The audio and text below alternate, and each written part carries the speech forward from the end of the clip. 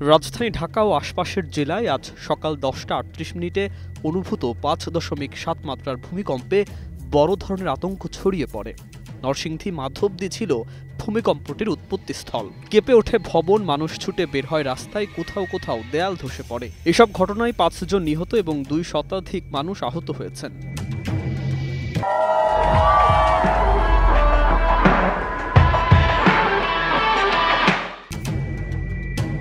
ঘটনাস্থলে থাকা একজন প্রত্যক্ষদর্শী জানান, যাদের মৃত্যুর খবর এসেছে কোনো ব্যক্তিরই ভিডিও ফুটেজ এখনও পাওয়া যায়নি।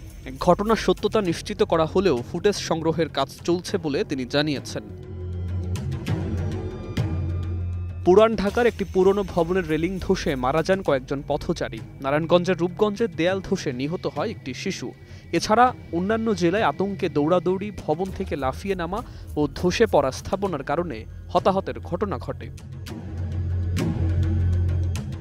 ঢাকা, নরসিংদী ও গাজীপুরের বিভিন্ন হাসপাতালে আহতদের চিকিৎসা দেয়া হচ্ছে। ঢাকা বিশ্ববিদ্যালয়ের কয়েকজন শিক্ষার্থী আতঙ্কে ভবন থেকে লাফ দিয়ে গুরুতর আহত হয়েছেন।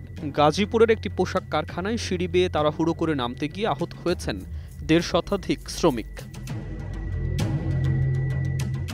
ঘটনায় শোক জানিয়েছেন অন্তর্বর্তী সরকারের প্রধান উপদেষ্টা।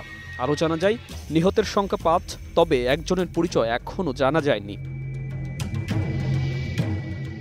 আবহাওয়া অধিদপ্তর জানিয়েছে, ভূমিকম্পটি ছিল মাঝারি মাত্রার, যার কারণে ঘন বসতিপূর্ণ এলাকায় হওয়ায় ক্ষয়ক্ষতি হয়েছে অনেক বেশি। সুকান্ত সরকার, 21 টেলিভিশন।